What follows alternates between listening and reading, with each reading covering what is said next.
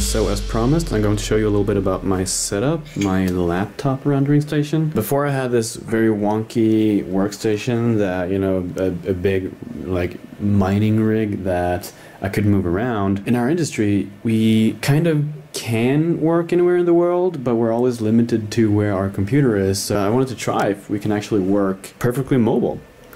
So here I have the Razer Blade Pro 17 with a 2080 graphics card. It's the Max Q version, but it's actually performing really well. And back here I have the Razer Core eGPU with a cable, Thunderbolt cable here connected to the Thunderbolt connection to the laptop. Sadly, the laptop does only have one Thunderbolt connection, so you can only use one GPU. There are other computers that can use two eGPUs, but the ones that I could find at least, they just didn't have the same nice built-in specs, because I want to be able to game on this computer as well. So those with two Thunderbolt, I can only find those with 1080 graphics cards, which I just didn't want to have. So here I have the laptop and the external monitor, and the monitor is connected directly to the eGPU back here, as well as the power cord and the Thunderbolt cord. So that's everything you need. The downside with this eGPU, it's pretty heavy because I just walk around. It's like a real solid steel case, which makes it really, really heavy. So it's pretty hefty too. If you want to like bring it on airplanes and stuff, it'll basically take your whole weight quote. But other than that, it's actually really nice to be able to be this mobile. So let me first go through some specs. If I go into system here, when you buy this computer, you will have 16 gigabytes of RAM, but you can upgrade it to 64. So 64 is max, so you can have two 32 gigabyte slots. There's also an empty M.2 drive slot in the computer, so you can actually add another 2 terabytes of M.2 drive, which I've done. So you get some really crazy fast speeds. Like if I copy a file from one drive to another, it'll copy with like 2 gigabytes a second. So it's super fast. The CPU is not great. It works very, very well for running 3D, like 3ds Max. I haven't had any issues at all. And quite frankly, with my everyday work, I notice no difference at all when it comes, you know, if I compare this computer with my old workstation, which has an i7 87000. Do I say it like that? i7 8700K. So it's way faster than this one. But for working with 3ds Max, I do not notice a difference at all. The difference, however, that I do notice is when I, for example, do photogrammetry processing or anything like that that is CPU heavy. For that kind of stuff, I usually use my workstation. I just remote to it and do all that calculations there because it's like twice as fast. But for, you know, 3D work, as long as you're not using a CPU renderer like Corona or, I don't know, V-Ray or something, you will not notice any downsides with the slower CPU. You can see it comes with a built-in RTX 2080 Max Q design. This is actually a smaller, simpler version of the RTX 2080, which is normally downclocked, but Razer has overclocked it. So as you will see later when we do the benchmark testing, this Max Q 2080 is actually pretty much on par with the 2080 Ti. It is slower, but it's not that much slower. The only downside I see with this GPU is that it's only 8 gigabytes of VRAM instead of 11 in this one. So for the times that I do not have my external GPU connected, I do have some problems loading a few of my scenes because they use more than 8 gigabytes, or like I will have like 6 gigabytes available. You know, most of my scenes actually use more than 6 gigabytes. So sometimes I do have problems rendering with only the internal GPU, but there's always optimizations you can do if you really need to render with the internal one and if you don't have access to the external one. All right, so let's jump into some rendering and benchmarking. When you have started your laptop and you have connected your eGPU with a Thunderbolt connection, Razer has their own tool to handle this. So you just click this one. Here you will have your built-in GPU and you can see what apps are running on it. And here you have the external GPUs. You can tell that all my apps are running through the external GPU right now. And that's mainly probably because I have my main monitor connected. So all you have to do is click connect or disconnect down here if you want to use or not use the eGPU. So it's really that simple. So let's start some rendering. So here I have a scene open, and if I go to the settings, you can see that I have both GPUs, so both the internal GPU and the external GPU, and I can render with both of them at the same time if I want to. I know that some computers, for some reason, if they have the external GPU connected, they cannot use the internal one. And I heard a lot of stories about this when I first bought this setup, but I realized that I can actually use both, and I'm very happy for that.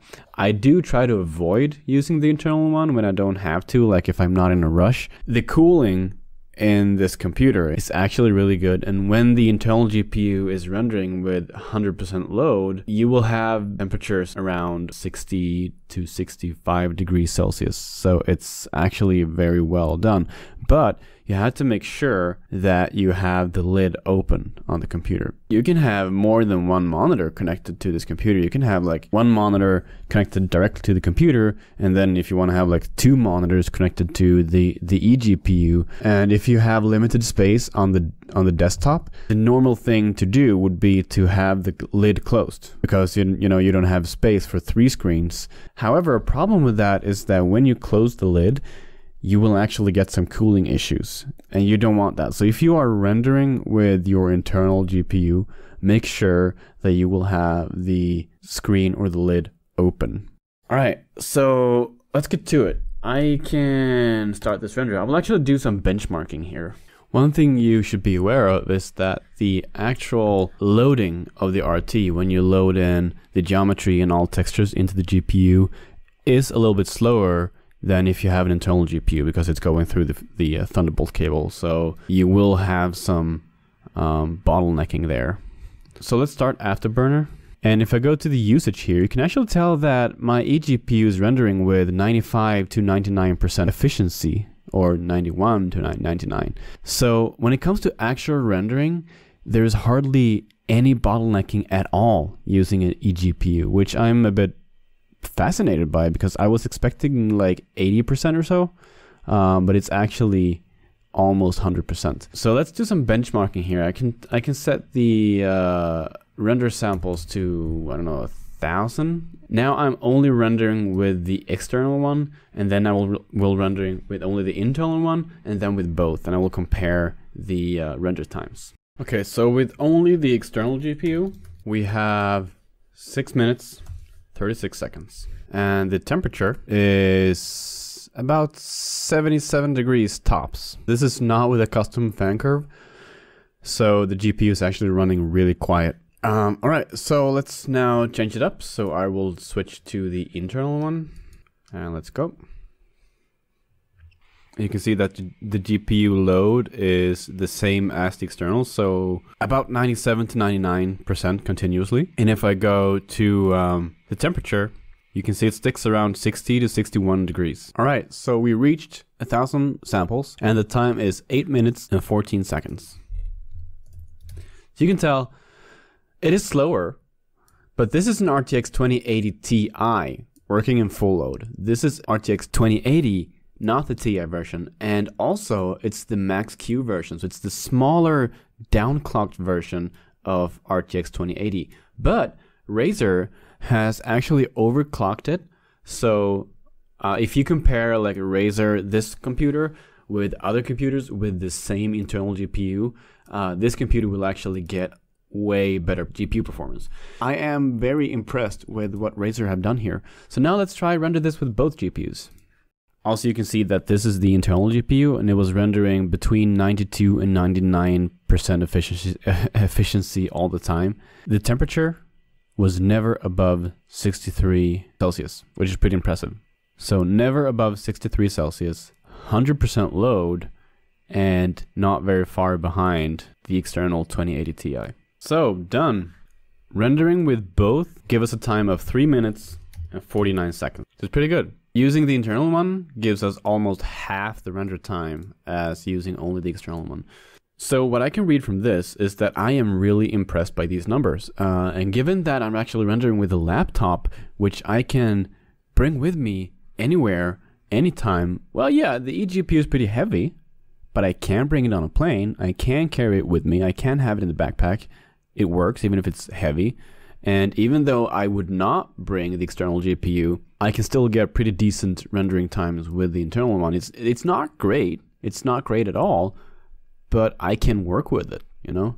I wouldn't final render with it, but I can definitely work with it and develop my scenes. I am using a VPN to connect to my home network because right now I am in my office and I have only my laptop here, but I can actually reach my computer at home through the Just Explorer. So this is my computer at home. And that also means that I can actually send jobs to the render farm directly from here or wherever I am. So if I'm at a cafe somewhere in the United States or whatever, I can just connect to their internet and I can go into submit network rendering and I can add my IP. So this is my IP for the computer at home. So this IP is not in this network, but I can connect to it and I have my rendering stations here and I can just submit this scene for final rendering. So this means that even if I don't have access, like physical access to my render farm, I can send final renders to my farm wherever I am. And I can use this and this to develop my scenes. It might be a little bit slower to work like this with only 2 GPUs. But honestly, I haven't felt the need of having more. You know, for final rendering, absolutely. But for test rendering like this and developing a scene, I don't have need for more power than this. So if you are thinking about going mobile, if you want to be able to travel and work at the same time, or you just want to, like I'm doing right now, traveling from home and to my office and I want to have the same computer, this is a really good setup. It's expensive, but it's really good. Please let me know if you have any more questions. I will be happy to answer them. Yeah, thanks for watching.